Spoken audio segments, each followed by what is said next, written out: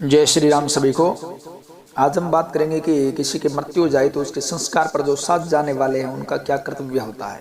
सबसे पहले जब भी हमें सूचना मिले कि अमुक व्यक्ति की मृत्यु हो गई है तो हम जहाँ तक हो उसके श्वेत वस्त्र धारण करें, सादे वस्त्र धारण करके, साफा लेकर के, सिर ढक करके और हम जाएं। और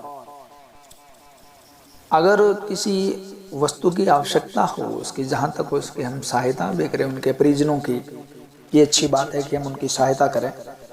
कुछ लोग शमशान के नाम से घबरा जाते हैं, तो सज्जनों, शमशान से ज़्यादा पवित्र कोई जगह नहीं होती है। शमशान में साक्षात महाकाल का निवास होता है।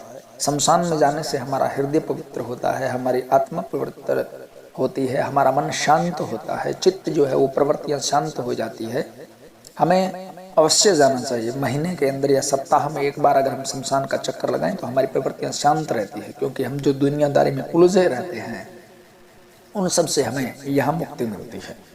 तो हमें जब भी शव यात्रा में जाने का अवसर मिले तो मौन होकर के, श्वेत वस्त्र धारण करके और साथ साथ आप चलें।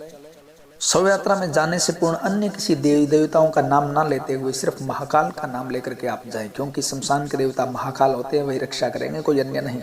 महाकाल का सुमिरन करते हुए आप जाएं। और रास्ते में जो राम नाम सत्य है बोला जाता है, वो धरती माता को शुद्धि के लिए, भूमि शुद्धि के लिए बोला जाता है। उसका उच्चारण भी आप करें कि राम नाम सत्य है और सत्य बोले गत्य है। जहाँ तक हो उसके आपके मोबाइल बंद हो, आप मौन हो, आपके सिर पर साफा बंधा हो या सिर पर हो, शमशान में आप हंसे नहीं, मौन रहें, दुनियादारी की बातें ना करें, तो ये आपके लिए बहुत उत्तम होगा। आपको आत्मिक शांति मिलेगी। और शमशान से लौटते समय आओ चलें यह न बोलें, क्योंकि इससे हो सकता है कि कोई दुरात्मा आपके साथ हो, इसलिए ऐसा नहीं बोला जाता है। वहाँ से मौन ही हम वापस चलें। और हो सके तो कपाल क्रिया तक आप जरूर रुकें। जब तक मृतक की कपाल क्रिया होती है तब तक आप जरूर रुकें। शमशान में अन्य लोगों का क्या कर्तव्य होता है कि वहाँ चिता सजाने में आप मदद कर सकते हैं। देह के कार्य तो उनके बंधु बांधव करें, यही बेहतर होगा।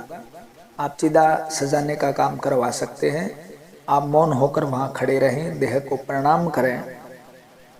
और कुछ लोग अंत में लकड़ी की आहुति देते हैं, तो ये कोई विशेष नियम तो नहीं है, लेकिन वैसे वो दे सकते हैं। लेकिन संस्कार होने के बाद में वो सिर्फ उनको प्रणाम करें। और लौटते समय केर से गुजरना, केर की डाली रखी जाती है, उसके ऊपर से गुजरना चाहिए। लोहे की कुल्हाड़ी होती है या लोहे की अन्य वस्तु से गुजरना चाहिए, ताकि कोई नेगेटिव एनर्जी जो है हमारे साथ ना हो, कोई आत्मा हमारे साथ ना हो। तो इनसे गुजरने का यही मतलब है, क्योंकि इनसे ये चीज़ें दूर रहती है।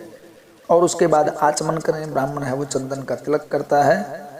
दाह के बाद में आप सीधे घर ना जाएं, सीधे अपने घर ना जाएं। दाह संस्कार होने के बाद में आचमन करके उनसे तिलक करवा करके आप मृतक के घर जाएं, वहां से हाथ धो करके और फिर आप अपने घर जा सकते हैं। और अपने घर के अंदर भी आप सीधे प्रवेश ना करें।